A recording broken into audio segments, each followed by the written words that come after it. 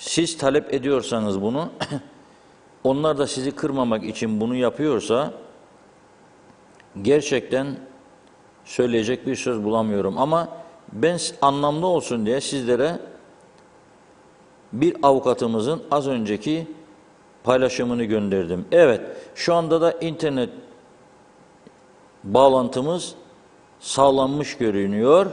Ben de paylaşmış oluyorum şu anda. İnşallah maşallah kesilmeyecek gene. Tam da gününe denk geldi.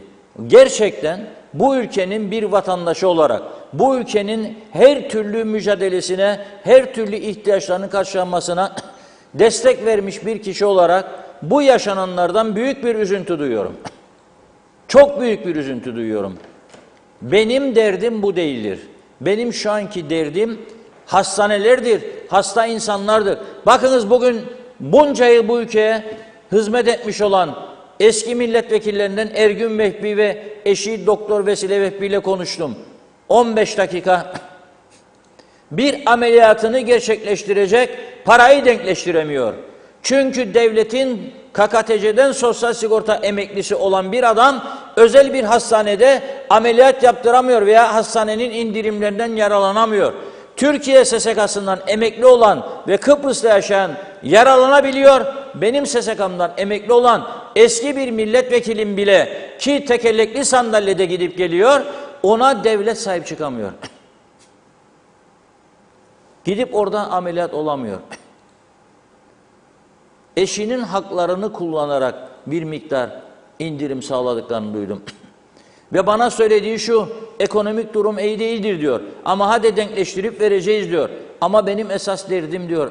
Ben bu ülkenin milletvekilliğini yaptım. Ben bu ülkenin bağımsızlık ilanına oy verdim ve partimi terk ettim bu yüzden CTP'yi diyor. Ve benim hak ettiğim bu mudur diyor. Emekli bir adamım, emekli milletvekiliyim. Bu kadar yıl hizmetim vardır diyor. Ve tekerlekli sandalyedeyim. Şimdi başka bir sorunum var. O sorunu gidermek için ameliyat olmam lazım ve ben sürünüyorum diyor. Bugün yaptık bu konuşmayı. Külliye geçmedi bile aramızda. Külliye ile ilgisi yok. Ben söylüyorum. Yani bu kadar ihtiyaçları karşılayamaz durumda iken biz ve dünyada gittikçe izliyorlar mı acaba neler vardır dünyada? İzliyorlar mı? İngiliz İsterlinin değer kaybetmesi pahasına vergilerde indirim yapmaya kalkıştı şimdiki yeni başbakan ve bu enflasyonu körükleyecek diye İngiliz İsterlin'de düşüşler başladı. İnsanlarına yardımcı olmanın çaresini arıyorlar. Ekonomik kriz bütün dünyada gittikçe derinleşiyor. Bizde de derinleşecek. Herkes ona göre ayağını yorganına göre uzatsın diyorum. Çünkü çok ciddi krizler bizi bekliyor. Neyse, bir başka önemli sorun. Aynen şeyde yaşadığımızı şimdi külliye meselesinde yaşıyor olacağız. Nedir biliyor musunuz? Nasıl ki yerel seçimleri biz karar veririk, biz yaparık, yasayı da değiştiririk, mahkemeyi de dinlemeyik dediler. Mahkeme de dedi yapamazsınız arkadaşlar dedi. İptal etti seçimlerin Kasım'da yapılmasını ve uyardı da dedi ki görevleriniz sona ermiştir dedi. Birisi şikayet ederse işleri zordur. Ama seçimin ne zaman yapılacağı bilinmez oldu şu anda. Biz yerel seçimlerin ne zaman yapılacağını bilmiyoruz. Belediye başkanları bilmiyor, muhtarlar bilmiyor, azalar bilmiyor. Şimdi bir benzeri konuda çıktı bu külliye meselesinde karşımıza.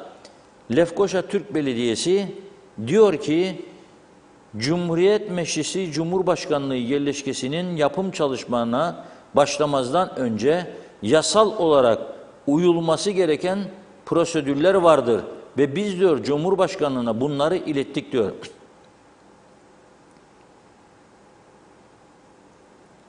Diyor ki belediye başkanı Mehmet Harmancı tüm kurum ve kuruluşlar diyor anayasa ve yasalara uygun işlem yapmalıdır diyor. Buna da eksiksiz riayet etmesi gereken kurumların başında KKTC Cumhurbaşkanlığı gelmektedir. Bizler Lefkoşa Türk Belediyesi olarak Konuya ilişkin Kıbrıs Türk Mühendis ve Mimar Odaları Birliği ile de iletişim içerisindeyiz ve sürecin işbirliği içerisinde birlikte takip edilmesi konusundan fikiriz. Bu noktada KKTC Cumhurbaşkanlığından beklentimiz, ülkedeki tüm kurum, kuruluş ve bireylerin uymak zorunda oldukları yasal prosedürleri eksiksiz yerine getirmesi ve hukuk dışına çıkılmamasıdır. Belediyemiz bugün KKTC Cumhurbaşkanlığı yazılı olarak da ayrıntılı şekilde ilettiği yasal prosedürlere uyulmaması durumunda yasanın belediyeye tanıdığı hakları kullanmak durumundadır. Yani diyor ki sen izin almadın, ben vururum da geçerim ağaçları da yürürüm da yakarım da çünkü ana vatandır farkımda. Ana vatanı karıştırmayın bu işe. Ana vatandan siz istediğiniz yardım, ana vatanın Cumhurbaşkanı da hediye olsun benden size hediye verdi. Ben hastane isterim. Sayın Cumhurbaşkanım, ben Kuzey Kıbrıs Türk Cumhuriyeti'ne okul isterim, hastane isterim. Bazı okullarda çocuklar üst üstedir Sayın Cumhurbaşkanım. Bazı okullarda havalandırma penceresi yoktur.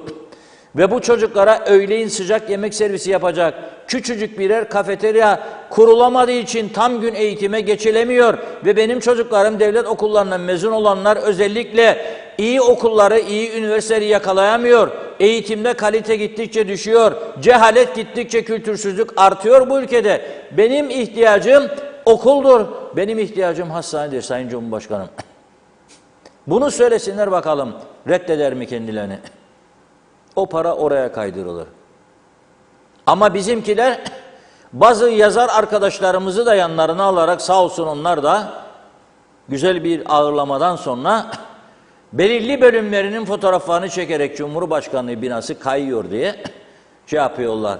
Meclis başkanı seçilen arkadaşımız ilk iş tarihimizde görmediğimiz 3 tane koruma isteyerek, koruma arabası isteyerek işe başlıyor. Şimdi de lüks binalar hayal ediyorlar. Orada kalacak mısınız zaten? Ne kadar kalacaksınız? Hesabını yaptınız mı? Bu bir. Ama bana göre hiç kimsenin üzerinde durmadığı, hepsinden çok daha önemli bir olay vardır. Belediyeden tabii ki, ilgili kurumlardan tabii ki izin alması ayrı bir meseledir ve bir sorundur ve buna uyulması lazım. O ayrı. Ama hepsinin de üstünde okula, hastanelere, ilaçlara, yollara harcanması gereken paralar oraya harcanması ayrı bir olaydır. Ama bunların üstünde çok önemli bir olay vardır. O kepçeyi vurdukları arazi, yanlış isem beni düzelsinler çünkü doyurucu açıklama yapmıyorlar, Rum arazisidir. Ve bildiğiniz gibi hiçbir yabancı büyükelçi ve devlet adamı kuzeye geçmeyi kabul edenlerde Rum mülkü üzerindeki binalara gitmiyorlar. Bu bir geleneksel uygulamadır. Çalıntıdır, işgaldir diyorlar onlar. Biz her ne kadar da aldık bittik, oldu da bitti maşallah. 63-74'te de onlar bize yaptıydı da 103 köyümüzden atıldıydık. Doğrudur, bizim savunmam bize de yaptılar. Ama bu demek değildir.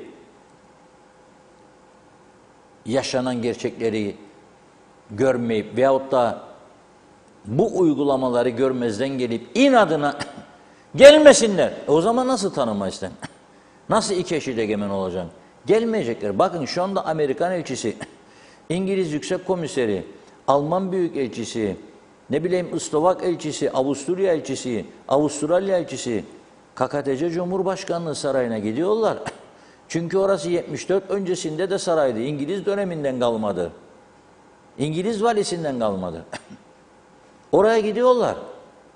Ama bu yeni yer inşa edilirse eğer Rum mülkü üzerinde olduğu için gelmeyecekler. Bu bir, iki sınıra çok yakın.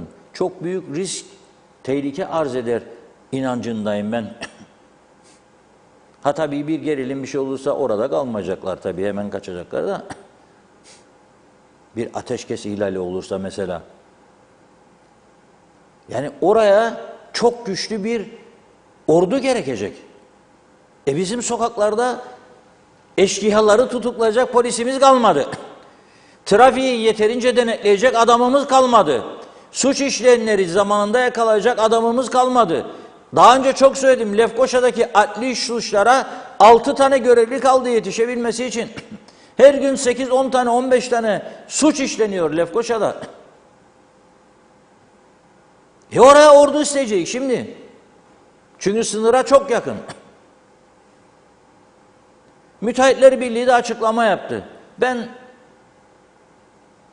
Sayın Gürcafer'in açıklamasını üzüntüyle okudum. Karşı çıkmayın diyor. Bir alem müteahhitimiz, yerli müteahhitler yapacak bunu diyor. Piyasaya taze para akacak diyor. Şudur budur. O ayrı bir konudur. O ayrı bir konudur. Yani şimdi siz ne Alsancak yoluna hiçbir müteahhit gidip teklif vermiyor da buraya bu müteahhitler katılıyor. Yani siz oradan geçici bir süre yararlanacaksınız, ihtiyaç olabilir, herkes bunu bekler diye. Yani bu gerçekleri görmezden mi gelecek biz? Yani yabancı büyük elçilerle yurt dışından gelen devlet adamlarına tamamen kapıları mı kapayacağız? Biz tamamen kendi içimizde, kendi siyasetimizde mi boğulacağız yani? Tamamen dış ilişki bitecek mi? Dış ilişkinin kesildiği bir yer nasıl tanınma isteyecek? Nasıl müzakereler başladığı zaman müzakere masasında siyasi eşitlik isteyecek veya dönüşümlü başkanlık talep edecek? Kimseyle görüşmeyen insanlar haklı davasını nasıl anlatacak? Bugün Sayın Tatar var, yarın başkasıdır orada. Bugün Zorlu Töre var, bir sene sonra yoktur. Kaç meclis başkanı değişti 2-3 yılın, 4 yılın içerisinde bu ülkede? Kendimize gelelim lütfen ya. Ben büyük bir üzüntüyle karşılıyorum. Neyse, arkadaşlarım bilmiyorum hazır mı değil mi? Hazırmış. Eylem var. Şu anda da devam ediyor. Eylemden görüntüleri ve konuşmaları getiriyoruz.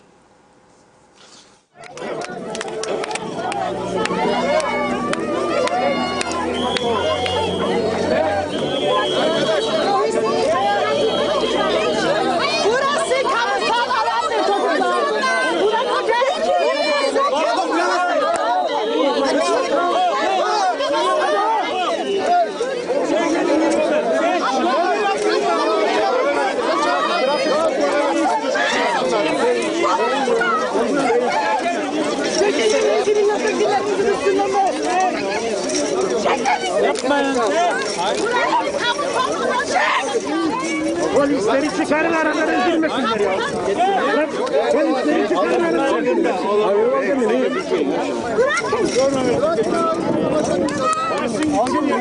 Gel bakalım buraya. Gel buraya. Gel ya buraya. Gel ya. Gel buraya. Bir şey de alacak. Gel buraya.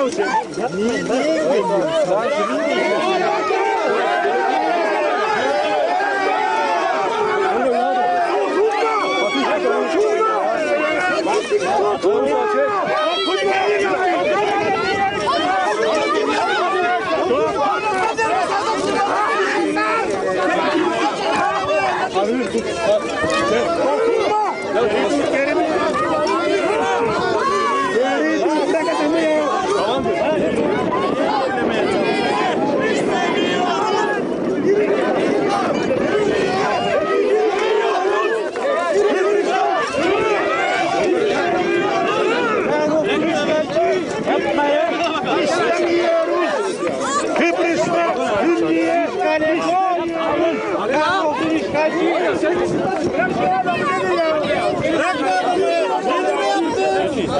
Ne bileyim arkadan ne diyor?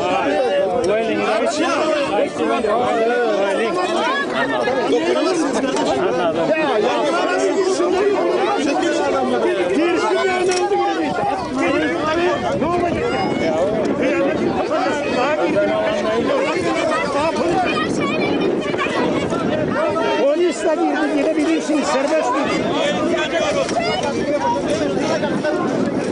Tekrar edeyim.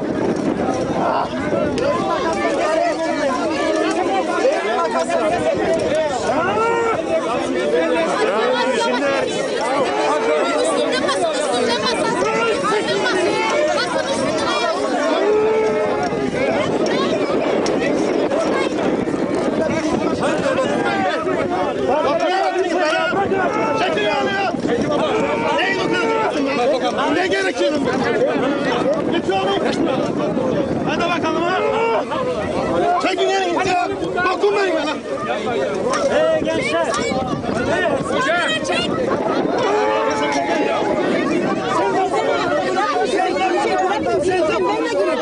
İzin mi? İzin mi? İş yok, bir şey yok.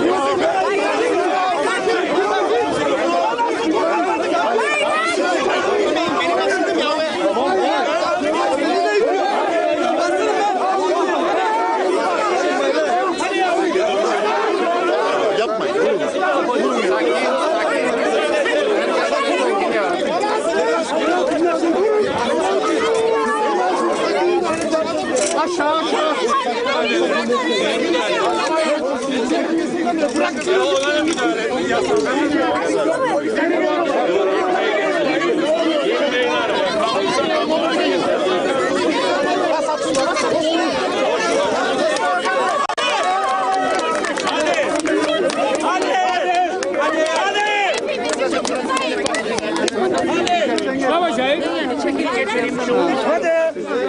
Buradan geçelim. Buradan geçelim. Arkadaşlar, herkes gelsin. Herkes gelsin. Polisler aramıza girmeyin.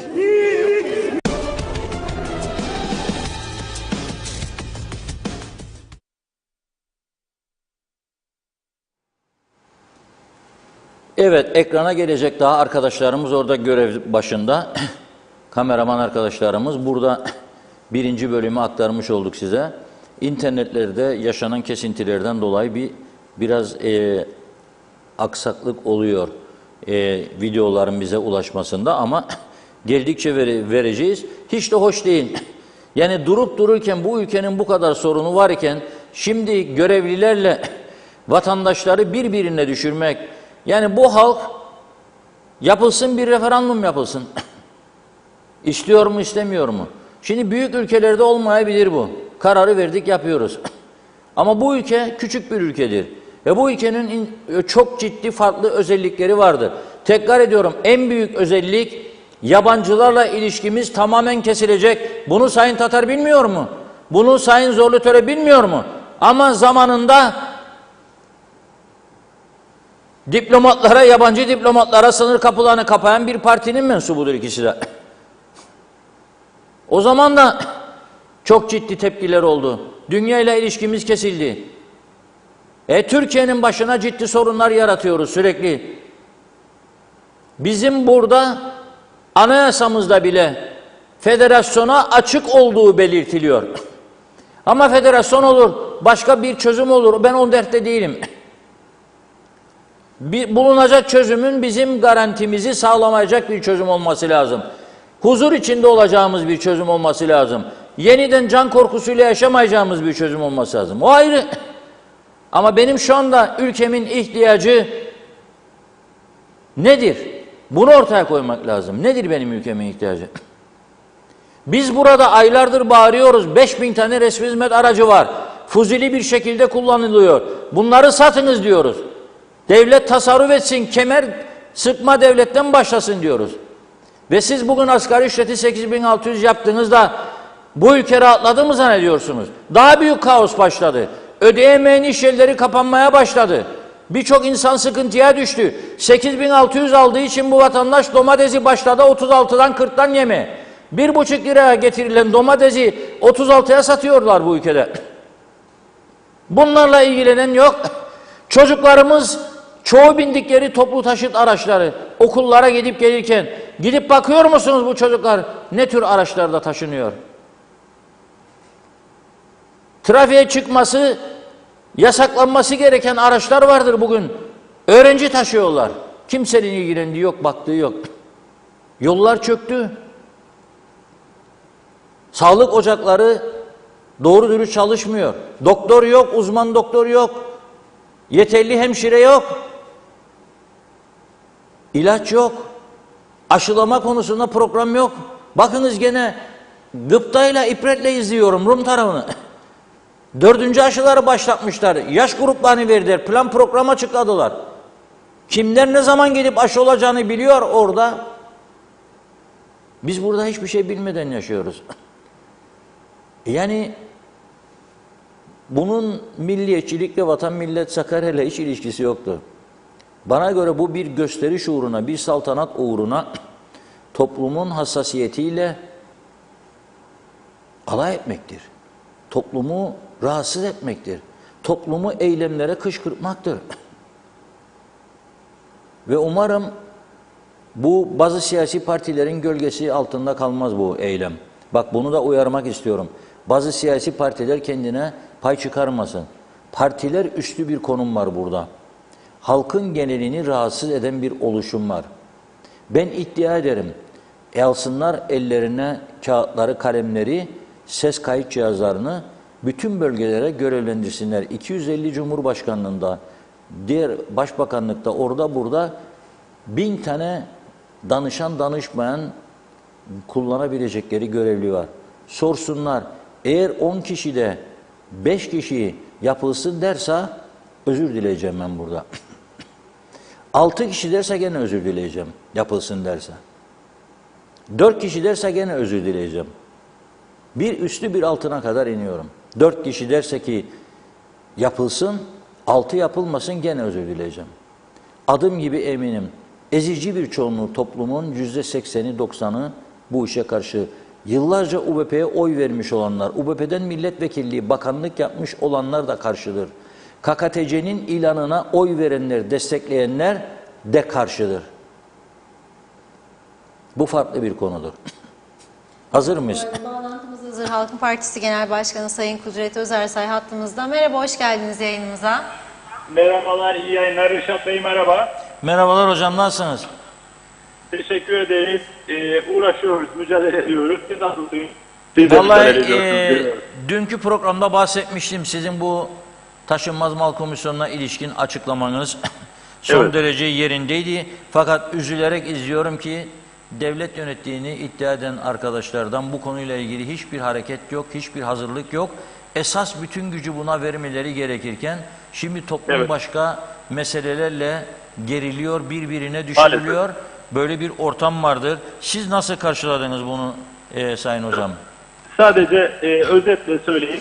Bugünkü eyleme biz de katıldık. Biraz erken ayrılmak zorunda kaldım çünkü bir canlı yayınımız vardı. Ama parti bayraklarıyla katılmadık.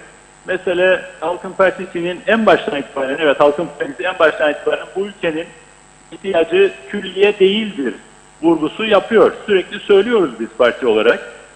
Ama orada bir vatandaş olarak gidip bir destek vermek istedik. Tepkimizi göstermek istedik. Bu bir. İkincisi bu ülkenin şu anda gerçekten yeni bir meclis binasına mı ihtiyacı var? Hayır. Gerçekten yeni bir Cumhurbaşkanlığı binasına mı ihtiyacı var?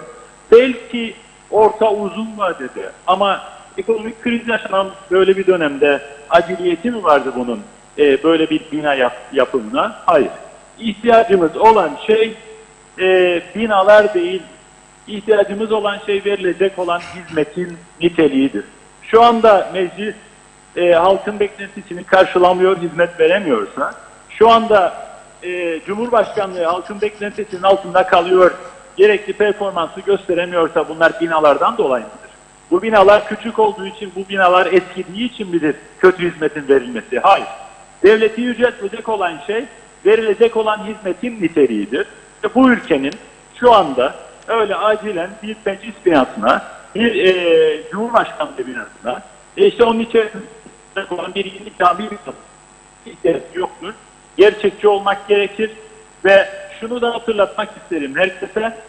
Bir kere bağımsız bir devlet vardır diyorsak, bu devletin beklentilerini, bu devletin halkının ihtiyaçlarını ve önceliklerini, bu devletin yasalarını ve kurumlarını bypass edersek, yani bu külliye yapımında kurumlar bypass oluyor. Yasalar, tüzükler, mevzuat bypass oluyor, bypass ediliyor ve izinsiz bir biçimde yapılıyor. Halkın beklentisi, halkın ihtiyacı, halkın önceliği bypass ediliyor. O zaman nasıl ayrı ve bağımsız bir devlet var burada diyeceğiz. Devleti en fazla yüceltmeye çalıştığımız, tanıma çağrısı yaptığımız, uluslararası alanda iki devlet var burada, iki devlet olmalı dediğimiz, ki biz buna inanıyoruz Halkın Partisi olarak. Kuzey Kıbrıs Türk Cumhuriyeti'ne inanan bir siyasi partiyiz biz. O zaman Kuzey Kıbrıs Türk Cumhuriyeti'nin bu ihtiyacını, bu beklentisini, bu önceliğini, yasalarını ve kurumlarını bypass ettirmemek lazım. Aksi halde kendi kendimizle çelişiriz, bize gülerler. Sizin az önce söylediğiniz uluslararası temas meselesini destekleyici mahiyette sadece bir hatırlatma yapayım. O da şudur: Rahmetli Denktaş döneminde bazı uluslararası diplomatlar veya devlet başkanları ülkemizi ziyaret ettiklerinde Sayın Denktaş'ın resmi ofisinde görüşme yapmayı istemedikleri için onun yan tarafına inşa ettirilen bir tane rezidans, yani bir tane ikametgah vardı, hatırlar mısınız? Sonradan yıkıldı. Evet, aynen öyle. O ikametgahta ben müzakereci olduğum dönemde, Sayın Eroğlu'nun müzakerecisi olduğum dönemde Amerikan başkanı olan, şu anda Amerikan başkanı olan, o dönemde Amerikan başkan yardımcısı olan Joe Biden'ı o binada kabul ettik. Neden o rezidansta kabul ettik? Çünkü o resmi ofise gelmek istemiyorlardı. Buna benzer hassasiyetlerimizin olduğunu biliyorsak, o zaman biraz daha özenli davranmak gerekirdi. Bu konuda da tamamlıyorum cümlelerimi ama şunu özellikle vurgulamak isterim. Biz Türkiye Cumhuriyeti'nin bugüne kadar Kuzey Kıbrıs Türk Cumhuriyeti'ne altyapı bağlamında, yol bağlamında, hastane bağlamında, acil durum hastanesi bağlamında ve daha pek çok alanda yaptığı altyapı yatırımı ve desteğe müteşekkiriz. Türkiye Cumhuriyeti bu konularda her zaman yanımızda yer aldı. Ama bu memleketin yöneticilerinin de, ister devlet başkanı yani Cumhurbaşkanı olsun, ister hükümet başkanı yani başbakan olsun, Türkiye Cumhuriyeti yetkililerine siz bizim kardeşimizsiniz, be kardeş bu zamanda böyle bir şeye ihtiyaç yoktur. Sizin az önce programda saydığınız türden temel şeylere ihtiyaç vardır. Bu ülkede bu kaynağı buna ayıralım diyebilme cesaretini gösterebilmeliydiler. Biz bu cesareti görmedik bugüne kadar, üzülerek söylüyorum. Bırakın bunu söylemeyi. Belki de bunu sizin az önce söylediğiniz gibi maalesef bu ülkenin o sözde yöneticileri Türkiye'den talep etmiş olabilirler. Kapalı kapılar ardında. En acısı da budur. Ama bundan çıkış yolu sadece külliye bağlamındaki tartışmada koyacağımız tepki değil. Çünkü külliye konusunda olduğu gibi başka bazı konularda da bu ülkede meşruiyeti tartışmalı bir hükümet var olduğu sürece külliye benzeri tartışmalar devam edecek. Çünkü halkın beklentisini ve hassasiyetlerini anlayabilecek, buna karşı hassasiyet gösterebilecek bir hükümet yoktur. Meşru olmayan bir hükümet vardır ülkemizde maalesef. Evet, teşekkür ederim. Bu bilginiz var mı? Bu arazi Türkleştirildi mi? Çünkü bazı izleyiciler soruyor. Hayır, o konuda net bir bilgim yoktur. Sizin söylediğiniz konunun hassasiyetli destekler mahiyetinde söyledik. O da ayrı bir boyutudur. Ama az önce söylediğim gibi esas önemli olan şu anda bu hizmetler yerine getirilemiyor mu? Denktaş Bey zamanında, Sayın Talat zamanında, Sayın Eroğlu zamanında, Sayın Akıncı zamanında bu hizmetler Cumhurbaşkanlığı binasında yerine getirilebildiği gibi bu zamanda da getirilebilirdi. Sayın Tatar bunun bir ihtiyaç olmadığını kapalı kapılar arkasında acil bir ihtiyaç değil ama Türkiye bunu hediye etmek istedi diyebiliyor. Ama Türkiye Cumhuriyeti yetkililerine bunu açık yüreklilikle, buna ihtiyacımız yok, şunlara ihtiyacımız var, o kaynağı buraya lütfen yönlendiriniz diyebilme cesaretini gösterebilmelidir. Reşat. Evet, çok haklısınız. Ben de aynı görüşteyim. Çok teşekkür ederim. Çok teşekkür ederiz. Bağlandığınız İyi için. yayınlar. Kendinize iyi bakın. Sağ olun. Sağ olun. Evet, doğrudur. Şunu da altını çizerek vurgulamak istiyorum. Hiç kimse ama bizim burada konuştuklarımızı başka konulara çekmesin. Bazıları belli ki yazdırılıyor birileri tarafından. Bu tepkiler, bu eylemler külliye değil Türkiye'ye karşıdır. Ben oraya katılanların içerisinde bayrak taşıyanlar varmış yokmuş hiç onun derdinde değilim. Olmaması gerektiğini de söyledim az önce. olmaması gerektiğini de söyledim. Bazı partiler sahiplenmeye kalkmasın, bunu doğru değildir. Bu bir yapılacaksa bu eylem ve eğer başka örgütler de varsa bayrak olmaması lazım. Bu bir partiye çıkar sağlama meselesi değildir. Ama şunu da söylüyorum. Türkiye'ye karşı bir hareket olarak da yorumlanamaz bu tepkiler. Yani şimdi ben buna karşı çıkıyorsam Türkiye'ye karşı çıkıyorum. Olur mu öyle şey ya? Olur mu öyle şey? Türkiye'den biz ne istedik de yapmadı? Hastane istedik. Ne oldu? Recep Aktar Bey hayattadır. Geldi, gördü. Sabah kahvaltısında da ben kendisiyle bir araya geldim. Döndü gitti Türkiye. Bir ayın içerisinde projesini hazırlattı. O günün koşullarında 1,5 milyar lira parayı da bloke ettirdi maliyeden. Projeyi gönderdi buraya. Fakat cevap alınamadı. Tam da seçimlere denk geldi. Cumhurbaşkanlığı sistemine dönüş oldu. O para bloke kaldırıldı. O proje de durdu. Ben bu külliye parasıyla 2 tane Avrupa ayarında hastane yaparım demektir. Bir tanesi bizi ihya eder.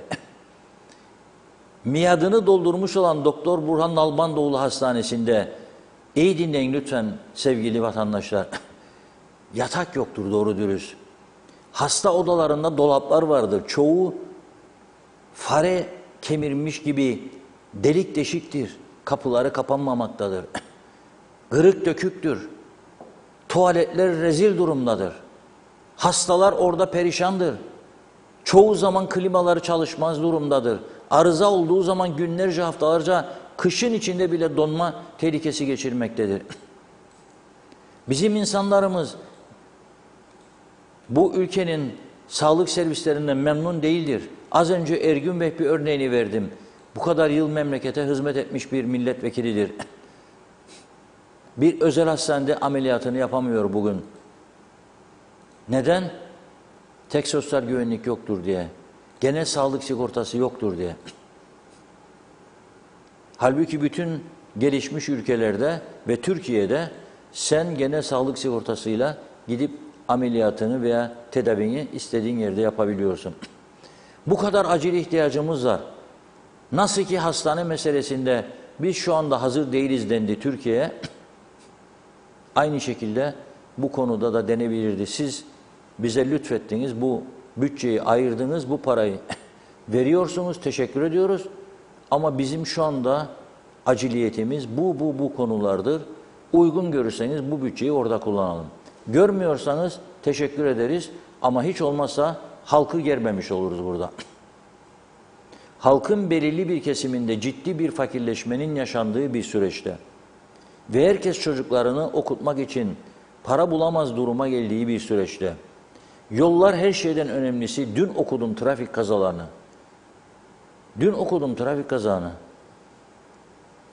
Bunların kontrol dışına yavaş yavaş çıktığı bir dönemde bizim Allah aşkına, bakın okudum avukatın yazdığını, 10 dakikadır lapta Girne arası 1 saatte gidebiliyor insanlar.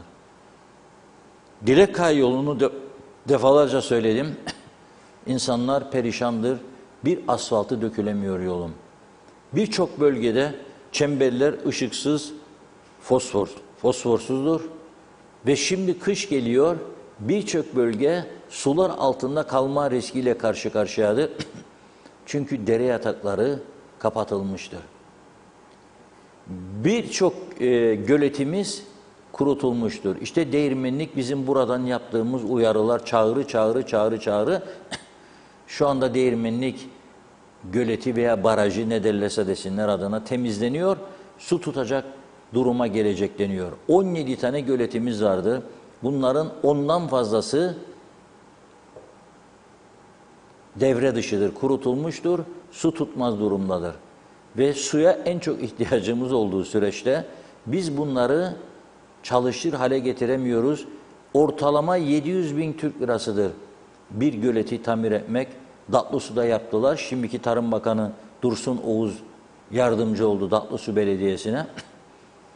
700.000 lira, 10 tane gölet 7 milyon liradır, ona para uyduramıyorlar. Ama bu taraftan gösteriş olacak. saray olacak, külliye olacak ve bizim dış dünyayla ilişkilerimizi kesme noktasıyla karşı karşıya bırakıyorlar bizi. Benim en çok endişe duyduğum nokta da budur. Buyurun Funda Hanım. Mesajlarda tabii bugün bayağı aksama oldu. Hem çok yoğun ilgi var, giden mesajlar oldu. Hemen hemen mesajlar tek bir noktada. Evet, Alpay Erişken'in mesajını görüyorum. İlk okullar yıkılıyor, hastane yok, yol çukur. Tatar'a söyleyin Taşkent'e gelsin görsün yolu. Görsün külleyi açın nedir? Halk aç, Tatar krallık dönemi yaşar. 19 koruma, kara Mercedes her hafta bir yerde gezme, yeme, içme. Halk kimin umurunda diyor.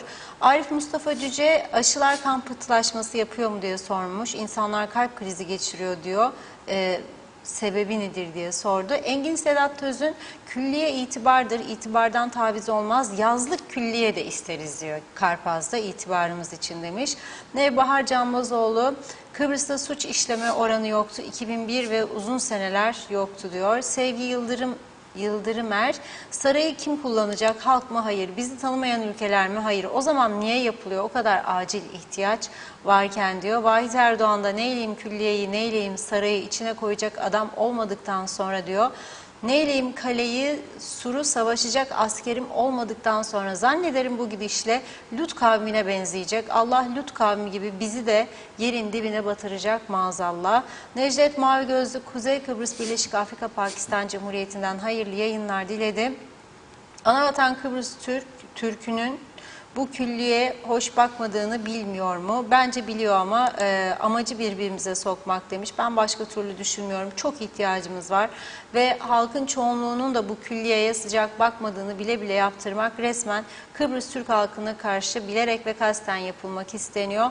Amaç iç kavga çıkarmaktır demiş. Alp Aydınova bir umuttur insanca yaşamak. Ulus Barani başta bizi yönetenler ve onların yandaşları mammacı olursa ne bu halkı ne de seni dinlerler dedi. Sayar Aker kraliçe ömür yitirdi, Londra sakinleşti, sterlin değer kaybetti. Kuzey Kıbrıs turist bekleye kaldı. Enflasyon ocağında her yerde boş gürültü var. Maşallah. Nevin aşkım Reşat Bey, Kıbrıs halkı için rica ediyoruz. Siz bir görüşme yapamaz mısınız? Bizi bu yanlışlardan kurtarın lütfen.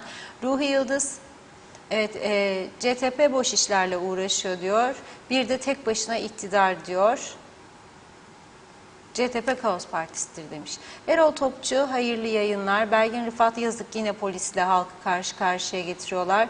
Boşuna bir uğraş, çok yazık. Bakıyorum Sevgi Yıldırımer de hayırlı yayınlar dilemiş. Muharrem Akar, bu eylem yapanlar neden Türkiye'den para geldiğinde istemiyoruz paranızı diye Merkez Bankası ya da Maliye Bakanlığı'nı basmazlar demiş.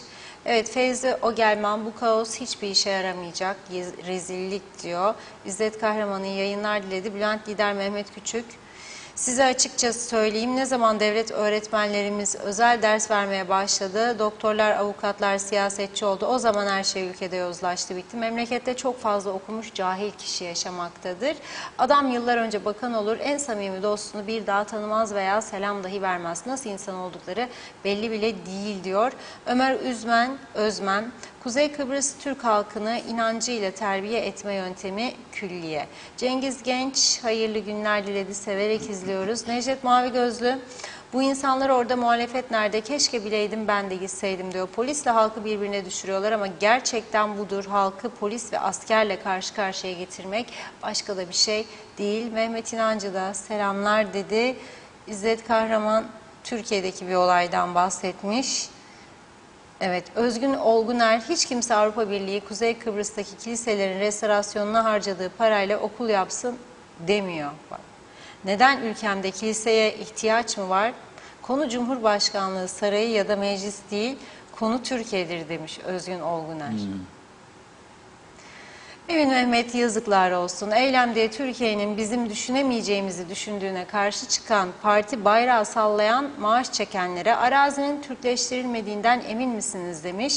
Evet, Gülşen Kırmızıyüz, nasıl bir hassasiyetten bahsediyorsunuz diyor.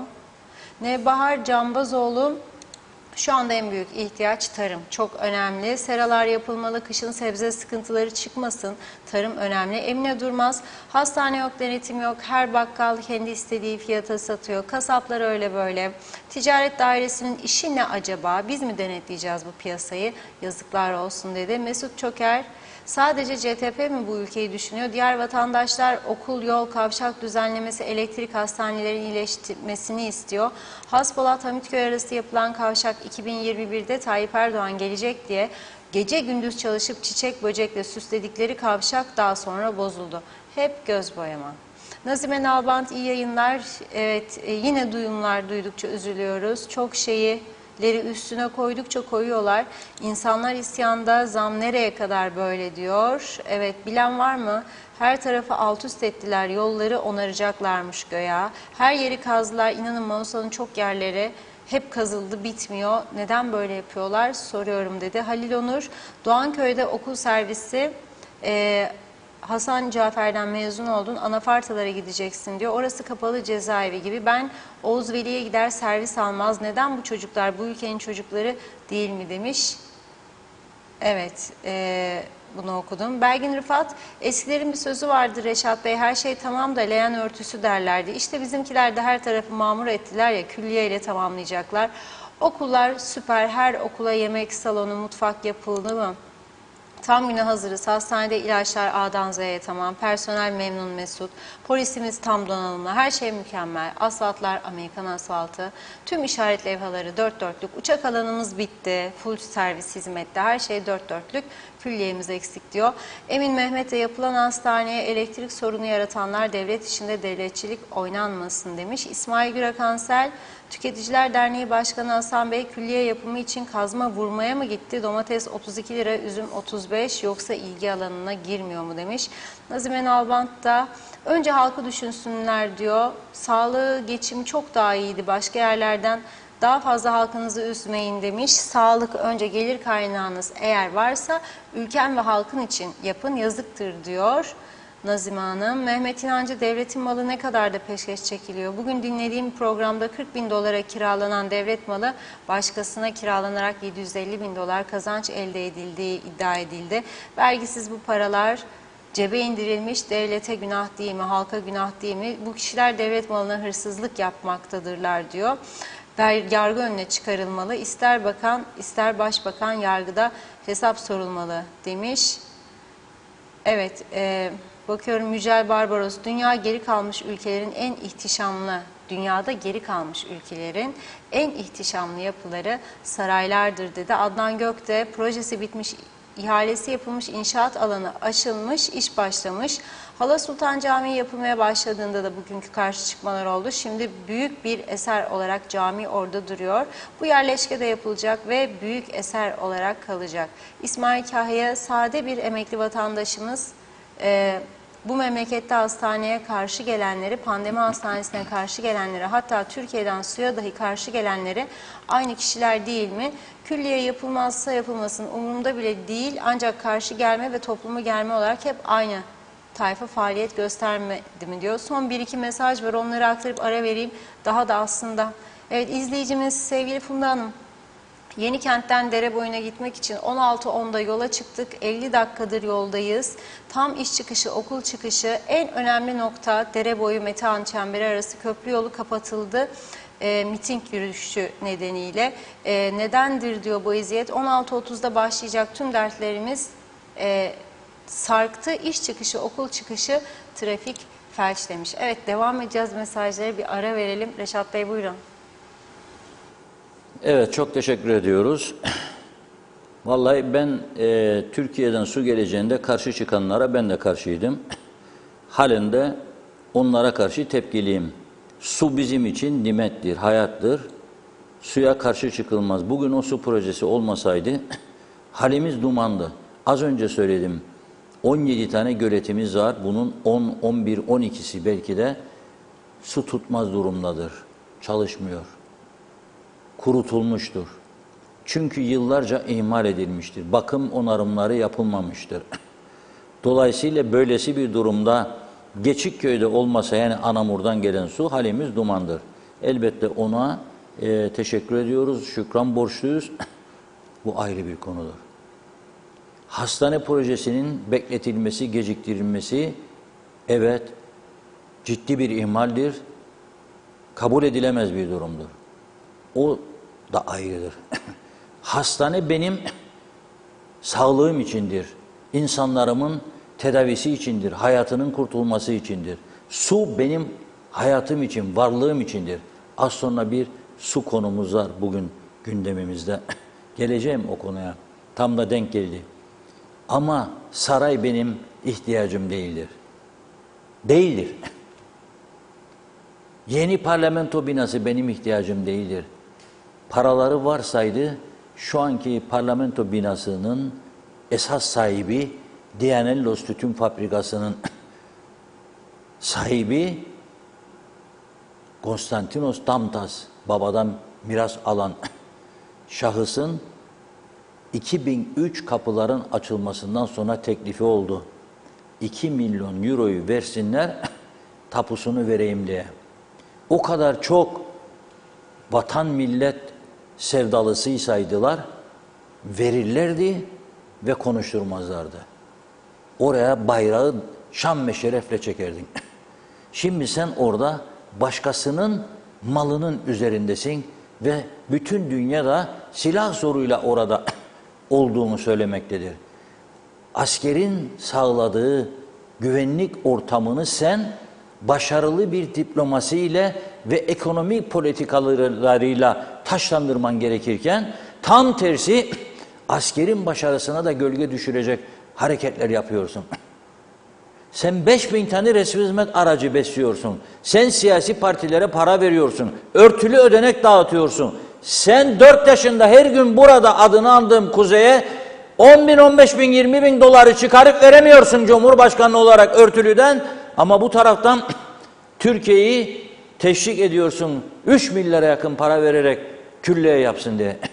Kabul edilebilir bir durum. Tamamen farklıdır bu olaylar. Ne demek Türkiye'ye karşı? Ben orada CTP bayraklı birilerinin olmasından dolayı bu şekilde yorumlanmasını doğru bulmuyorum. Keşke öyle bayraklarla gitmeseydi. Bundan sonra inşallah gitmezler eğer eylem yapacaklarsa. Tamamen farklı bir konudur. Su benim hayatımdır. Su benim hayatımı kurtardı.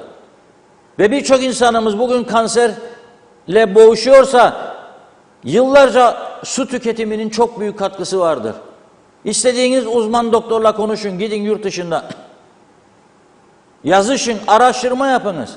Suyun ne kadar önemli olduğu konusunda. Kanserojen maddelerle su içtik biz yıllarca. Ağzımızı yıkadık, çocuklarımızın ağzını yıkadık. Yemekleri pişirdi, hala pişirmeye devam edenler vardır. Her bölgeye gitmiyor anamur suyu bugün. İhmallerimiz başka bir şeydir. Ama gerçekleri görüp ona göre hareket etmek başka bir şeydir. Benim 3 milyar Türk lirası bugün külliye ihtiyacım yoktur. Parlamento binasıymış. Oraya kaç yüz kişi isteyeceksiniz korusun? 50 metre ötede Rum ordusu vardır. Ve ayrıca söylüyorum, rica ettim. Araştırıyor arkadaşlarımız da bilgi alabilecek makam yoktur. Bilgi alabilecek makam yoktur. Ama ben orasının Rum mülkü olduğunu daha önce Serdar Denktaş'a üniversite meselesiyle verileceği gündeme geldiğinde oraların ortaya çıkmıştı. Rum mülkü diye geçiyordu. Sonradan eğer orası Türkleştirildiyse bunu Taşınmaz Mal Komisyonu'nun açıklaması lazımdı. Ben komisyondan böyle bir açıklama görmedim. Dolayısıyla endişemin haklı olduğu, doğru olduğu düşüncesindeyim. Eğer öyleyse kendi ayağımıza bir de kurşun sıkmış oluyoruz. Bütün dış ilişkilerimizi sıfırlama noktasına gidiyoruz. Bırakın orada ağaçların yok edilmesini, tabiatın.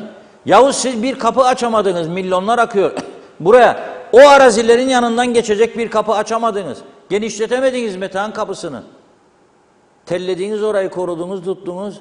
Olmaya da biri dokanır da bir 15-20 metre daralır külliyenin arazisi.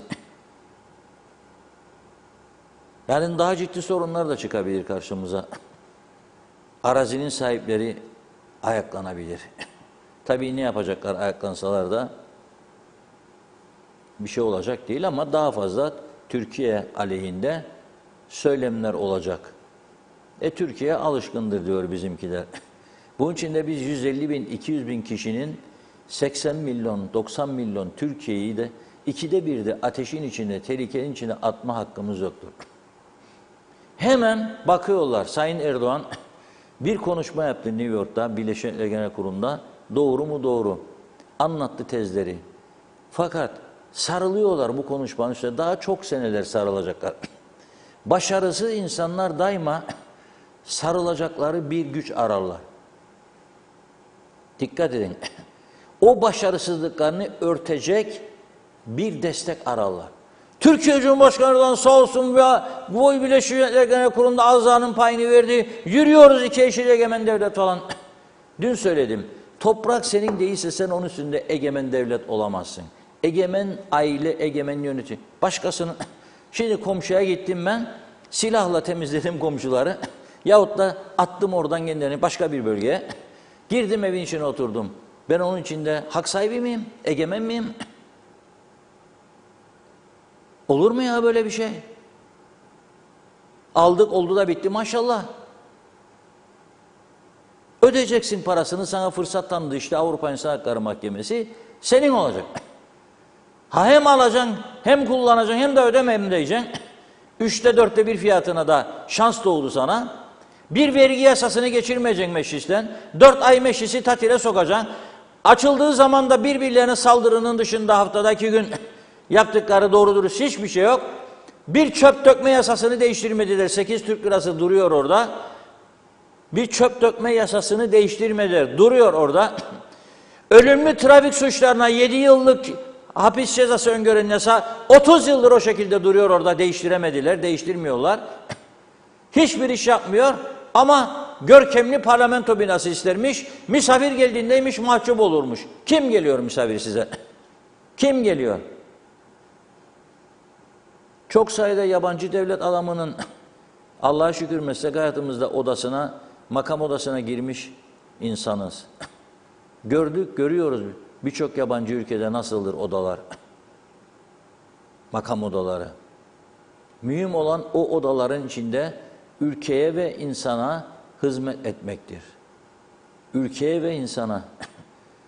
Odanın büyüklüğü değildir önemli olan. Odanın içinde yaptıklarındır önemli olan.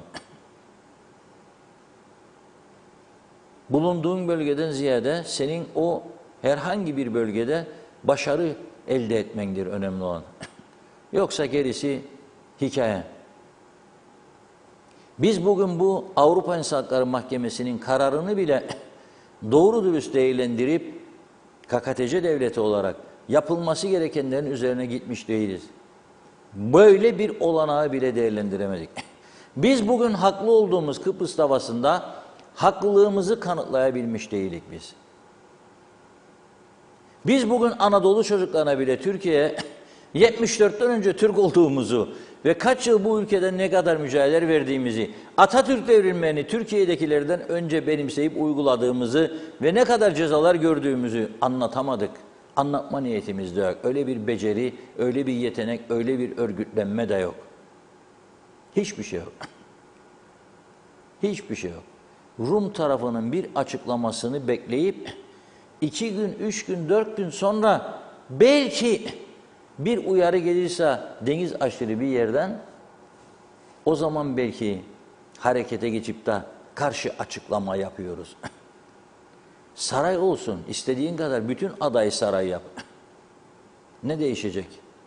Benim 120 bin insanın dışkısı benim denizime akıtılıyor bugün Girne'de. Girne denizine akıtılıyor.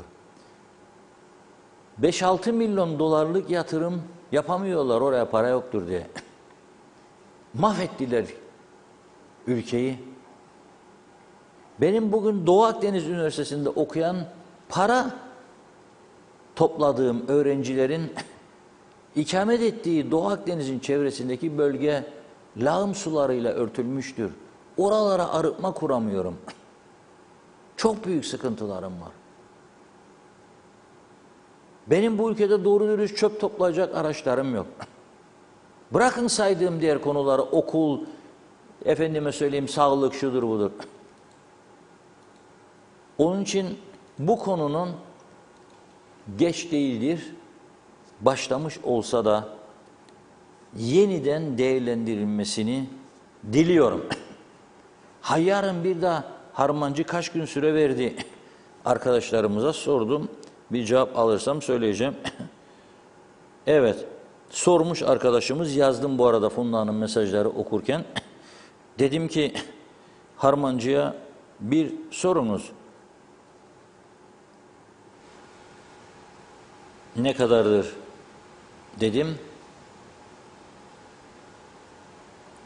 Sordu.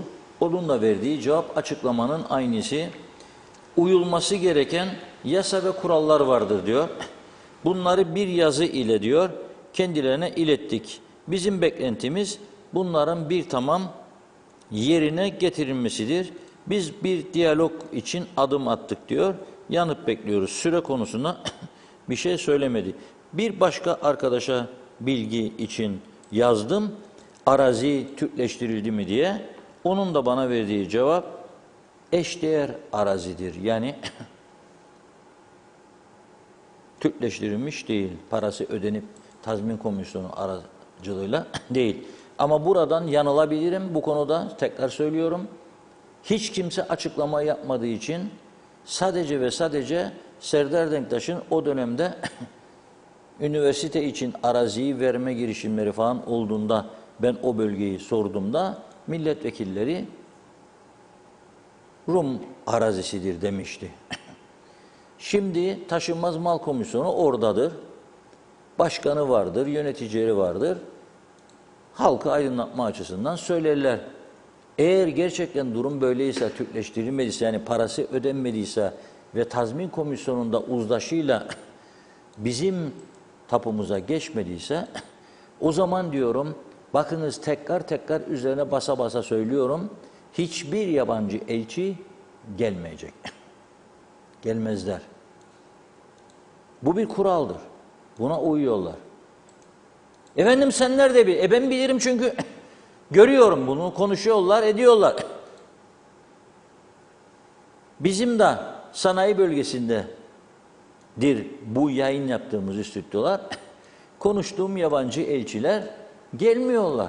Siz buyurun diyorlar. Davet ediyorlar. Gelmezler. Kuraldır bu. Tümünde. Batılısı, doğulusu, Arabı hepsi böyledir. Getiremeyeceksiniz. Gelmek isteyene gelmeyecek. Ama şimdikinde şu anda Amerika'nın başkanı olan dünya lideri Joe Biden evet Derviş Eroğlu'nu gitti, şimdiki sarayda ziyaret etti. Ben hatırlıyorum o günü. Orada ziyaret etti. Joe Biden geldi geçti bizim tarafa ve gitti Cumhurbaşkanlığı sarayına. Ama farklı bir odada, bayraksız bir odada Derviş Eroğlu ile kısa bir görüşme yaptı. Kaldı ki bu çok daha büyük bir tehlikeye açık kapı bırakıyor. Tamamen dışta ilişkimizin kesileceği bir noktaya bizi sürüklüyor. Ama daha önemlileri var. Neden bugün yayını geç başlattık? Söyledim program başında. İnternet yoktu. Bizim yayınlarımız evet ezici bir çoğunluk bizi televizyonlarda izliyor. Biliyorum, adım gibi eminim ve bunu da rica ediyorum Yayın Yüksek Kurulu'ndan yüzlerce defadır çağrı yapıyorum. Eksik teknolojinizi tamamlayın, çok büyük yatırım istemiyor. Televizyonların izlenirlik oranlarını bütün dünyada olduğu gibi siz de tespit edin ve halkın bilgisine de getirin, bilinsin. Eksiklerimiz varsa, az izleniyorsak kendimizi toparlayalım. Eksik yanlarımızı tamamlayalım. Kendi kendimize gelin güvey olmayalım. En çok ben izlenirim de şudur budur. Yoktur öyle bir hastalığımız ama çok şükür öyle görüyoruz her bölgede. Ve biz yayın yaparken de fotoğraf çekip gönderiyorlar birçok vatandaşımız bize. Yani az önce de gene birçok yerden geldi. İngiltere'den öyle, başka ülkelerden öyle, Kıbrıs içi öyle. Ama bu arada bizi evinde olmayıp, olduğu yerde televizyon olmayan vatandaşlarımız da ya Facebook üzerinden ya YouTube üzerinden izliyorlar. İnternet olmayınca bu olmaz. Onun için konuştuk. Dedi ki 5-10 dakika geciktirelim. Düzelme olasılığı var dendi bize de. Onun için. Neden oluyor bunlar? Çünkü altyapımız tamam değil. Çünkü teknolojimiz tamam değil. Her şey pamuk ipliğine bağlı. telekomünikasyon sistemimiz çökmüştür büyük ölçüde. İnatla yaşatacağız diyoruz, yaşatalım. Ama bu taraftan bugün Diyalog Gazetesi'nin manşeti var. Yeni havayolu şirketi ve 5G ihalesi bazı bakanların engeline takılınca hükümet yeniden krize girdi. Gitti gidiyor dedik. Çünkü 3 ortaktan biri dedi ki biz hükümetten çekilme aşamasındayız. Neden? Suna Hanım'dan rica ettim. Arayın dedim Arıklı'yı. O da Kırgızistan'daymış. Aradı. Nedir ya da siz çekiliyorsunuz? Biraz daha açık konuşun. O da dedi ki mesela dedi 4,5G veya 5G üzerinde uzlaşmıştık. Biz Ağustos ayında ihaleye çıkılacağı sözü verdik. Fakat Bakanlar Kurulu bunu onaylamadı diyor Arıklı. Bir iki bakan durun bakalım demiş. Nasıl olsa yani KKTC hiçbir tarafından tanınmış değil falan filan dünyayla şu bu. İşler de aksarsa böyle bu şekilde götürür. Başbakan da çekimser kalınca 3G ihalesi diğer birçok konu gibi rafa kaldırılmış. Tabii ilgili bakan olduğu için o da mahcup oldu. Halka açıkladı. İhaleye çıkacak dedi Ağustos'ta. 4,5G tamam dedi. Rumlar 5G'dir. 2 yıldır. Güneye geçin internet zehir gibi çalışır. Burada yok. Parayı çekiyorlar ama çalışmaz doğru diyoruz. İkinci konu. Biz uçak yok. Biletler pahalı. Baklar ne kadar ne güzel. Vizeyar, EasyJet, uçuyoruz. Aegean Airlines. Şimdi fırsat çıktı. Onu da bugün Turizm Bakanı'ndan öğrendim. Siz ne düşünüyorsunuz yahu dedim. Telefon konuşmamız oldu. Turizm Bakanı dedi ki vallahi biz dedi bu uçak şirketinin seferlere başlamasını en az Sayın Arıklı kadar istiyoruz ve destekliyoruz dedi. Dedim siz o zaman nasıl olur? Bakanlar Kurulu'nda bu mesele ayak sürter bazıları ve bu da diyor Sayın Arıklı kenara çekildi. Efendim mavi gök, mavi girne denmiş. Yani aslında şirketin teşkili mavi gök. Sırf belki buradaki insanları mutlu eder diye mavi girne dediler. Buna da saldırı. Peki dedim Sayın Fikri Ataoğlu, bu adam %20 size bedava hisse verdi mi verdi? Şimdi derler dedim kara kaşınıza kara gözüne bir şeyler var bu işte. Siz bu adama dedim Pegasus gibi, Türk Hava Yolları gibi uçuş izni verin. Adam da kurtulsun size %25 bedava hisse vermekten. Burada dedi sorun nedir bilir misiniz dedi. Eğer dedi Kıbrıs tescilli olursa iyi saatlerde uçuş izni verilir. Aksi halde gece yarısı uçuracaklar adamı. Gece yarısı da sen ister min binesin dedi bana uçağa gidesin 3'te 2.30'da sabah ya 1.30'da istemem dedim. İşte onun için dedi. Adam mecbur kaldı bize bunu önerdi ki Milli Hava Yolu sınıfına gelirse sabahtan 8'de 7'de 9'da 10'da 12'de 5'te uçuş izni alabilsin diye. Biz de bilmeden tabii başladık saldırmaya bakalım ne var ya bunun altısında ne var. Yahu şikayet ediyoruz yoktur uçak diye. Yahu şikayet ediyoruz biletler bağlı diye. Şikayet ediyoruz oteller boş kaldı diye. Ey otelciler neredesiniz ya? Sizin de ağzınıza kilit taktılar galiba. Hiç sesiniz çıkmıyor. Yoruldunuz herhalde. Ben öyle anlıyorum. Pandemiden bu yana yoruldunuz. Keşke verseydiniz anahtarları o pandemi sürecinde bu arkadaşlara. Otelleri de onlar çalıştırsaydı. Partileri doldurup oraya yeme içmelerini yaparlardı orada. Gene aynı netice çıkardı. Şimdi durum bu. Neden hükümet bozulma noktasına geldi? Daha doğrusu biri çekilme noktasına geldi. Sebebi iki ana sebep bu. Ama birinci neden diyor Arıklı 4,5G'nin ihalesine çıkılma süreci gerçekleşmedi, başlamadı. Ağustos'ta olacaktı, kaldırıldı rafa diyor. Ne yapacağız? Kalsın bakalım. Bu arada başbakan yok tabii. İnşallah maşallah bu gece veya yarın gelecek. Onun bir özel nedenle yurt dışında olduğunu öğrendik. Telefonları da kapalı veriyor. Konuşulamadı kendisiyle. Dönünce inşallah söyleyecek bir nedeni vardır. Yani özel bir neden olduğu için üstüne gitmeye gerek yok. Söylemek istemeyebilir. Kendisi görevi Tarım Bakanlığı'na devrederek, yani vekalet vererek ona birkaç günlüğüne ayrılmış. Yarın Kıbrıs'ta olacağı söyleniyor. Bu sorunları çözebilir mi? Bu sıkıntıları aşabilir mi? Önümüzdeki günlerde göreceğiz. Fikri Ataoğlu diyor, aşacağız diyor. Çünkü mecburuz diyor, uçağa ihtiyacımız var. Turiste ihtiyacımız var diyor. Arıklı onu söylüyor. EUBP'nin içinde karşı çıkanlar neden çıkıyor? Bugün yarın daha netleşir bu diye düşünüyorum.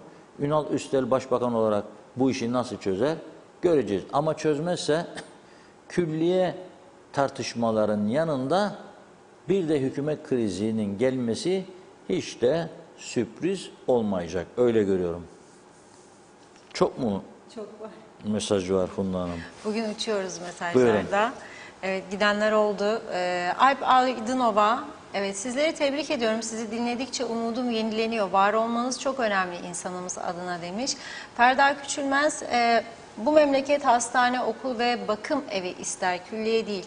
Hepsi bitti de leğen örtüleri kaldı bu kişilerin. Ar damarları yırtılmış olamaz diyor. Yeter artık. Betül Kazımoğlu da iyi güzel de bu külliyenin masrafları ne olacak? Türkiye her ay bunun için para mı gönderecek? Hele de ısınma ve aydınlatma için. Yoksa bu masrafları da fakirleşen halkımıza mı yükleyecekler? Çok yazık dedi. Kadir Tatlıtürk, bu ülkenin ihtiyacı Cumhurbaşkanlığı Külliyesi ve meclis binası değildir. Acil olan okul, hastane, kablo ile elektrik, yol gibi yapılara ihtiyaç var. Evet, Halil Onur, olur.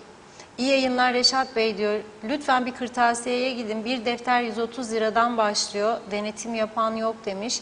Zehra Cürcüoğlu, lağım kokusundan temiz havanın kokusunu unuttuk ama ille de külliye yazdı. Manolya Şahin bakıyorum. Biraz da Türkiye elçiliğine oturma, dinlenme, sıra bekleme alanları yapsınlar diyor. İnsanlar orada sıra beklerken fenalık geçiriyor. Yazık değil mi demiş. Evet.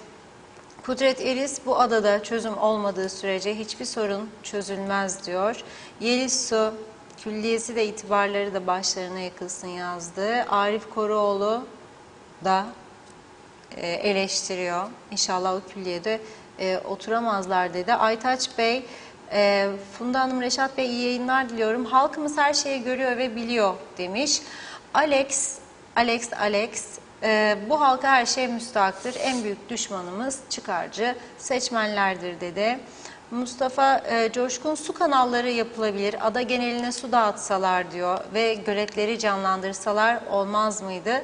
Soner Sabriler, İngiltere'de bir milletvekili, bir bakan, bir belediye başkanı ya bisiklet ya da otobüs kullanıyor. Kuzey Kıbrıs'ın milletvekili, bakanı neden son model kara Mercedes kullanıp hep koltuk kavgasıdır? Bunların tüm uğraşmaları halk değildir demiş. Hayırlı yayınlar sizlere. Evet, Hasan Nihat Erduran gelir vergisi listelerini sordu. Emin Mehmet, vekilin önde koşarsa seni kim nasıl tanısın demiş. Evet, bakıyorum karşılıklı konuşmalar da var. Evet, Salih Gündoğmuş, ülkeye bir saray kazandırılacak. Oradakiler baki değil. Kim gelirse gelsin hak eder.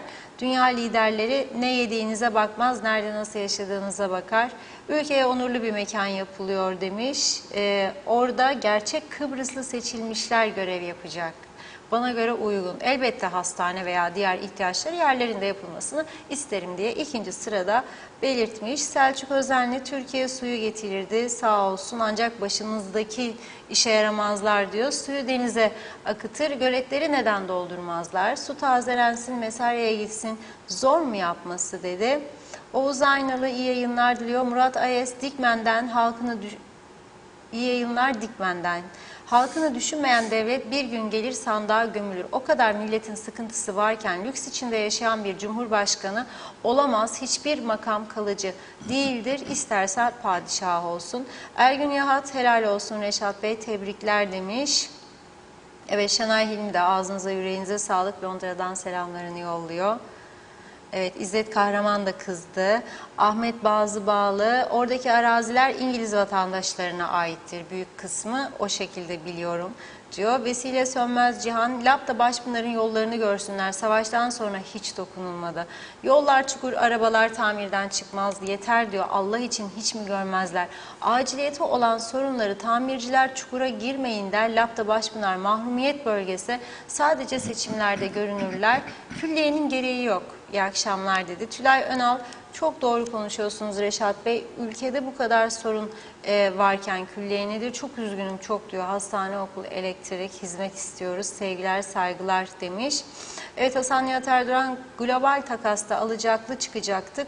TMK tek taraflı işler sadece. Rum'a bize atılan kötülük böyle şeydir diyor o komisyon. Rahmetli Denktaş Bey çok haklıydı. Gürdal Selengüçlü de iyi yayınlar dilemiş. Orçun Andaç, fırsat verin diyor, kanala katılayım diyor. Federe Türk Devleti'nin tanıtmama müsaade edin. Canın sağ olsun. Lakin Federe Türk Devleti'nin ilk temeli olan Cumhuriyet Kültür binası bu diyor. Karşı durmayalım lütfen demiş Oytun Bey. Kufi birinci, o arazi 74 öncesi bir İsrail şirketine ait olduğunu duymuştum. Parsellere ayrılmış planı da gördüğümü hatırlıyorum dedi. Şu karşılıklı konuşmaları atlayalım. Evet. Celal Arıntaş, eleştirilerinize katılıyorum diyor. Evet, Mehmet İnancı, 750 dolar kazanan buna benzer bilmediğimiz vurgun ve talanlar sürdükçe ülke 20 yılda ayağa kalkamaz Reşat Bey dedi. Bu mesajı anlayamadım. Müfit Hüseyin'in, Türkiye bizim Dikmen'deki suya karşı durdu da niye Türkiye'den gelen suya karşı değilsiniz mi? Gerçekten anlayamadım kelimelerinizi. Evet, Ahmet Polat, devlet yapamadıklarını özele yaptırsın diyor. Evet, Selahattin Çilingir, hastane yapılır istemeyiz. İstemez miyiz? Okul yapılır istemeyiz. İstemezmişiz. Yol yapılır istemezmişiz. Su gelir istemeyiz. Elektrik gelir istemeyiz ama söz konusu para olunca istiyoruz diyor. Sadece Türkiye bize para göndersin yeter. Başka hiçbir şey istemeyiz dedi. Oytun Andaş, müzakereler bitti. Neşe Güneş Fellahoğlu, maalesef bizi yönetenlerin bilmedikleri şey, önemli olanın iktidarda olmak, iktidarda kalmak değil, itibarda kalmak olduğudur diyor. İyi yayınlar dilerim demiş. Evet, Osman Cepheoğlu, Beylerbeyi'ne giden doğru dürüst yol yok. Işıkların çoğu yanmaz. Bakan gelir teleferik yapacağının sözünü verir diyor. Tam Aziz Nesinlik bir durum demiş. Evet, bir iki mesaj daha okuyup ara verelim. Evet, Hasan Çimen demiş ki su kuyularını dinamitle patlatarak su şirketleri kurulması tesadüf mü? Marketlerde fiyat farkı yapılan soygun değil mi diyor. Devlet nerede? Trafikte adam yazmak mı? Devletçilik dedi. Evet, bakıyorum. Necdet Mavi Gözlü, külliye yapılınca diyor her şeyimiz hallolacak. Yollarımız asfaltlanacak, tekneciğin yanına yeni bir elektrik santrali yapılacak. Çeşmelerimizden içilebilir su akacak. Hastanelerimize yurt dışından tedavi olmak için hastalar gelecek. Uçaklar direkt Ercan Havalimanı'na inecek. Yeter ki külliyemiz olsun. Bu uzay çağında ne demek yani Cumhurbaşkanlığı sarayı? Biliyoruz biz bu külliye ne oluyor? Osmanlı devrine geri mi dönüyoruz? Adamlar aya biz yaya. Yetişmeseydim diyor. Yetişmeseydim doğayım bu memlekette, benden bugünlük bu kadar demiş. Evet, Selahattin Çilingir, UBP ister mi Erhan Arıklı başarı olsun? Tabii ki önünü keserler dedi. Son bir mesaj Mehmet İnancı'dan okuyayım. Almanya'da vekillere battaniye dağıtmışlar. Adamlar diyor enerji tasarrufuna gitti. Bizde de inşallah aynısı olur. Evet, bir ara vereyim mesajlara. Çok birikti ama belki devam edebiliriz. Reşat Bey buyurun. Evet, çok teşekkür ediyoruz. Şimdi altyazılarda görüyorum bazı izleyicilerimiz, Dürü Çörükçüoğlu Bey'in 2 tane uyarısı var bize. Bir tanesi altyazıları kim kontrol ediyor diyor. Altyazılarda herhalde bir yanlışlık görmüştür diye düşünüyorum ama genel altyazımız mı yoksa burada yayındaki altyazı? O yayındaki altyazı otomatiktir. Bizden kaynaklanan bir şey değil. Yani şu anda benim konuşmamı nasıl veriyor altyazı? O otomatik ayarlanıyor. Ama normal altyazılarımız var bizim haberlerle ilgili. Kıbrıs, Türkiye, dünya haberlerle ilgili. Orada bir yanlışlık varsa ve cümle düşüklüğü fark ettiğimizde müdahale ediyoruz. Arkadaşlar düzeltiyor. Ama yani bu çok dar bir kadroyla çalışıyoruz. Ve tabii ki bir sebep değildir yanlışlık olması açısından ama olduğu zaman da fark ettiğimizde düzeltiyoruz. Uyarılar da bizim için çok yararlı oluyor. Teşekkür ediyoruz. Radyo diyalog dinliyorum diyor devamlı. Ama şarkıların kasetini değişin diyor. Beni de şu anda dinliyor arkadaşlarımız. Yayına girerken bu konuyu tekrar konuştum ben bugün. Yeni şarkılar var, listeye girmesi lazım. Ve saatlerin dönüşümlü olması lazım. Yani her gece yarısı 2'de, sabah 2'de, 3'te giren şarkı hep 3'te kalmasın. Çünkü zaten o saat çoğu uyuyor, yolda olan dinliyor. Ertesi gün onun saatinin değişmesi gündüz radyo dinleyenler açısından önemli bir farklılık taşır. O gerekli düzenlemeyi de birkaç gün içerisinde yapacağımızın sözünü veriyorum. Ve diyorum ki çok güzel bir şarkı gelsin. Hem de bugün farklı bir şarkı, Türkçe. Hepinizin seveceğini düşündüğümüz bir şarkı dinleyelim. Bulut olsam, yüklenip yağsam, dökülsem damla damla toprağıma, bir deli nehir, bir asi rüzgar olup kavuşsam üzüm bağlarına, bir çiğ tanesi bülbülün çilesi, annemin sesi güne uyansa, radyoda yanık içli bir keman ağlasa nihayet acem aşina, radyoda yanık içli bir keman ağlasa nihayet acem aşina, ağlasa nihayet acem aşina.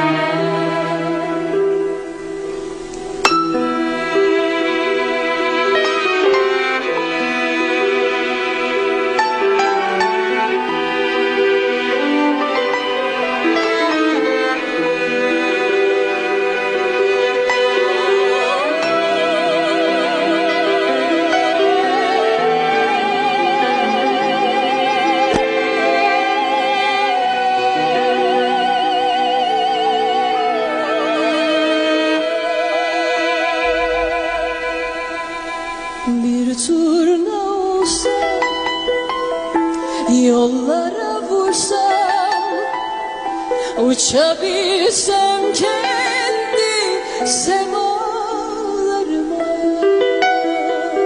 bir seher vakti sılaya varsam, selam versem ah sırada, komşunun kızı,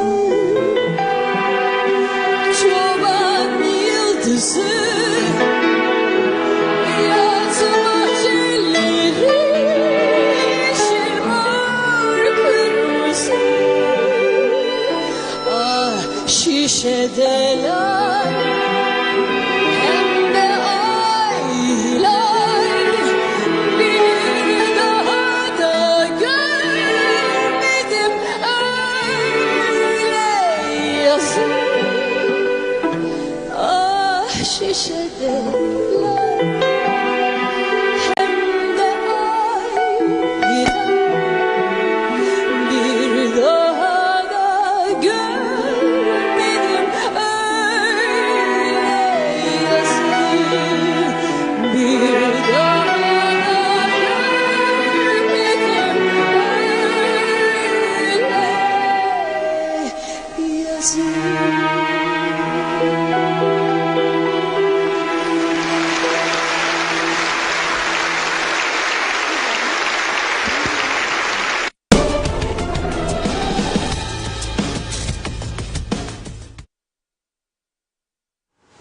Evet, Sevtap Erener'i dinledik. Umarım beğendiğiniz güzel bir şarkı. Telifsiz olması nedeniyle de bunu yayınlama şansımız oldu. Evet, bir önemli konumuz var ama bunu böyle 10 dakikada konuşmamız mümkün değil. Yarın inşallah onu gündemin ilk sıralarına alacağız. Çünkü herkesin dinlemesi ve tedbirini alması gereken bir konu. Nasıl alır tedbir bilmiyorum ama devlet yetkilileri inşallah daha etkin denetimlerle bunu değerlendirir diye düşünüyorum. Biz biliyorsunuz yayınlarımıza hiç ara vermedik. Yani hani var ya yeni yayın dönemi falan derler. İşte Haziran'da birçok yayın kuruluşu tatile girer, birçok program dinlenmeye gider, programcılar dinlenir. Biz zaten çalışıyoruz. Yani burada olmasak yukarıda gazeteyle uğraşacağız. Zaten uğraşıyoruz bittikten sonra da. Görev devam eder.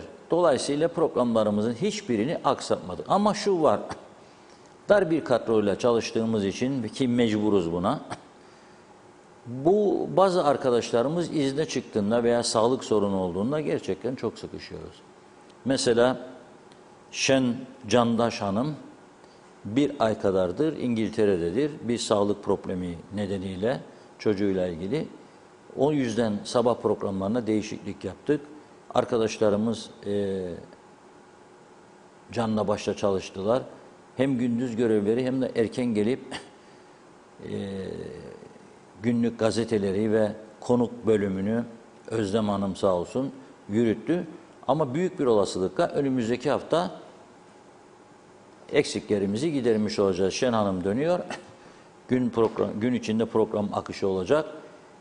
Cemre'nin 360 derece programı vardı. Epey zaman o da hamilelikten dolayı programlarını yapamıyordu. Başladı. Bugün de program vardı. Çok güzel bir eğitimle ilgili program yaptılar. Yeni bir katılım var. Linda Frame sahasında uzman, çok yetenekli, başarılı bir eğitimci. Her gün sabahleyin 10'da ve 16'da tekrarı tartışılmayan birçok psikolojik sorunlarla ilgili konulara giriyor. Onları burada değerlendiriyor. İzleyicilerden gelen sorulara da cevap veriyor. Kısa süreli programlardır. Perşembe akşamı da kısmetse gece programı canlı yayın burada konuklu olarak ekranlara gelecek. Akşam ana haberlerde Serkan Tetik biliyorsunuz kendi çapında çok iyi bir haber spikerimizdir. Her akşam ana haberde 18.45'te sizlerle oluyor. Funda Hanım zaten biliyorsunuz, tanıtmama gerek yok. Ülkenin en ünlü sunucularından oldu şu anda. Sabahleyin 12'den 12.45'e kadar, keyfi varsa 12.45, 12.50, keyfi yoksa 12.30'da hadi veda ediyoruz falan diyor, konu gönderiyor. Öğlen haberlerini, ara haberleri sunuyor. Öğleden sonra da 16.30'da her gün benimle birlikte burada. Özlem Hanım zaten her gün 14-15 arası önümüzdeki süreçte konuklu programlarını sürdürecek. Dolayısıyla daha dolu dolu bir kış sezonunu birlikte yaşayacağız, öyle görülüyor. Bir başka ek programımızda onun çalışmasını yapmaktayız. Hazırlığını yapıyoruz. Ama çok güzel bir müjdemiz de gelecek size. Diyalog Gazetesi ile ilgili. Okullarımızı mutlu edecek, bir dayanışmayı güçlendirecek çok güzel, çok akıllı bir kampanya için hazırlıklarımızı tamamladık. 2-3 gün içerisinde gerekli duyurularımızı yapacağız. Burada da televizyon ekranında da tanıtımları yapılacak. Onun için bizden ayrılmayın diyoruz. Evet Funda Hanım. Evet, çok teşekkür ederek programımızı burada noktalıyoruz. Yeniden görüşünceye dek hoşça kalın, iyi akşamlar.